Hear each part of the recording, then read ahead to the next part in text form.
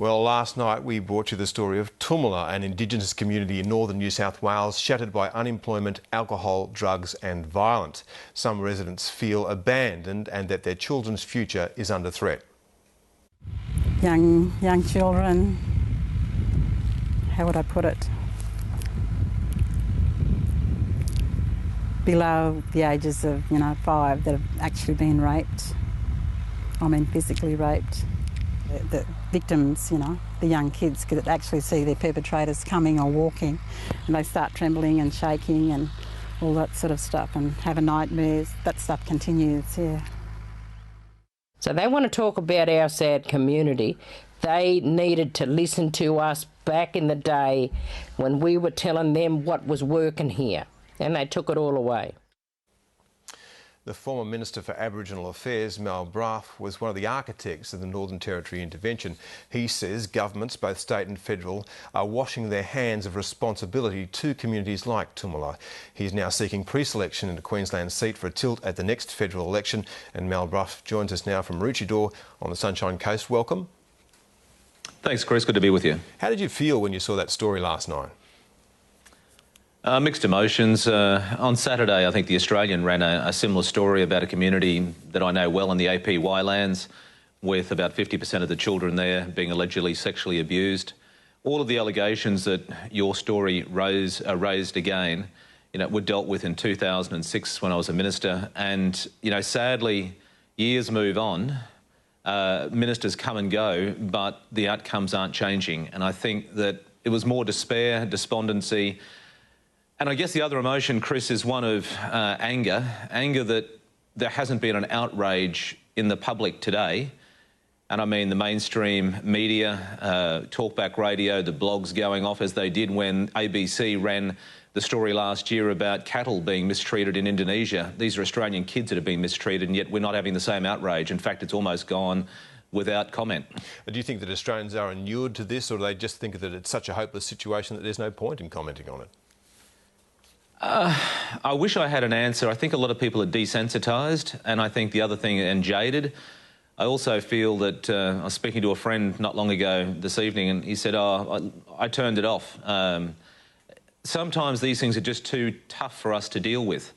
And I think if we can strip away the fact that they're Aboriginal children and just call them children, just take away the colour, take away the race altogether, maybe we'd re-engage again as a public, and we would say, no, we can't allow this to happen. We need to show leadership as a society.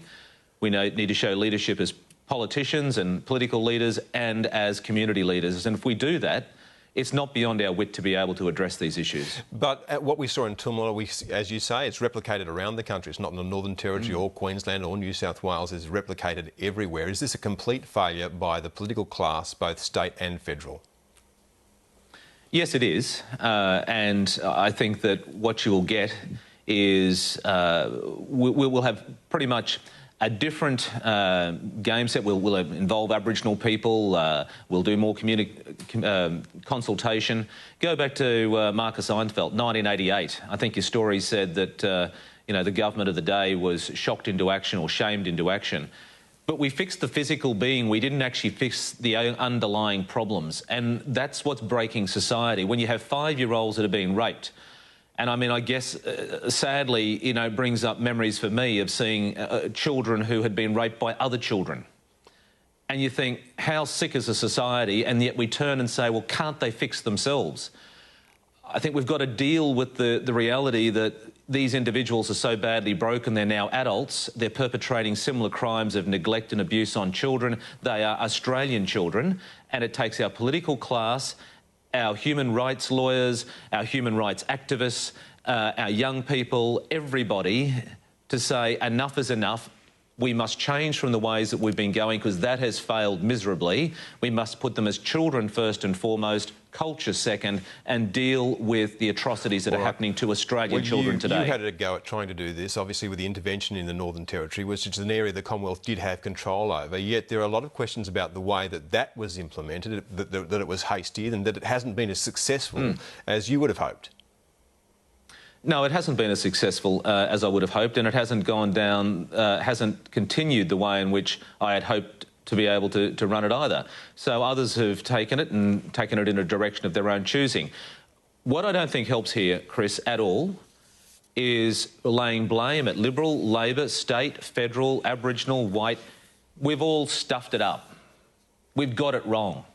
And what we need to do is admit those failings and say that we dedicate ourselves to protecting Australian children. And once we do that and we set that threshold, we'll start to get somewhere. Your story last night, the nurse, 18 years a nurse, as credible as you can get, said there isn't a family in Tamala that hasn't been touched by that abuse. That is a society almost beyond repair by just another program, another intervention. We need to look at root and cause why we have Aboriginal people living in isolation, almost on top of the rest of society, but on their own in almost what you'd call an apartheid fashion, and say, what message is that sending to those children? Why are they being so isolated? And how much better can we do this? Well, one of the problems that they have is they're economically isolated. They can't be connected to the real economy. One of the programs that was used there was a community development employment program. And again, your government was opposed to those sorts of measures. They're removed now. There's no work at all. See, that's just a misnomer.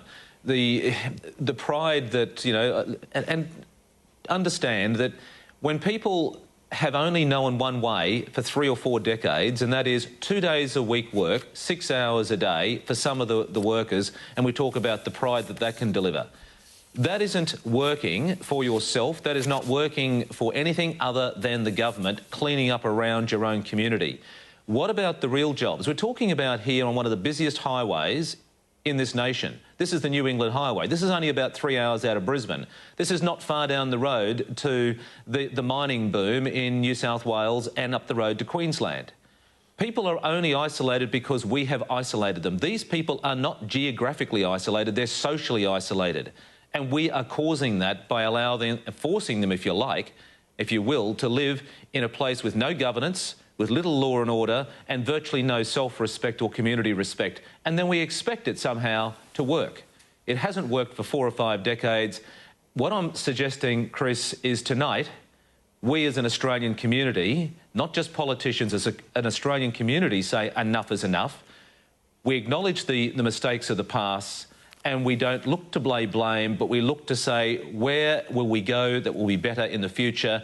And if they were my children, how quickly would I act to try and protect them? Would it be tomorrow, or would it be after a series of reports in another 12 months? And if we answer that honestly, then maybe it'll cause us to act far more rapidly than we have. Extremely tough question to answer, though, isn't it, Mal Brough? Of course it is, otherwise it would have been done. And Chris, I think every minister, state and federal, Liberal and Labor, I make one exception.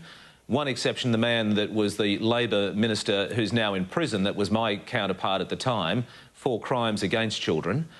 But he's the exception. The majority of people, they want to do the right thing. But I sometimes feel that it's because of the cringe, the cultural cringe, the worry and the fear of being called a racist, that we don't deal with these people as children, Australian children. We somehow deal with them differently and we expect a different outcome. All right. And we are getting that different outcome. Well, Mal Brough, we'll have to leave it there. Thank you. Thanks very much, Chris.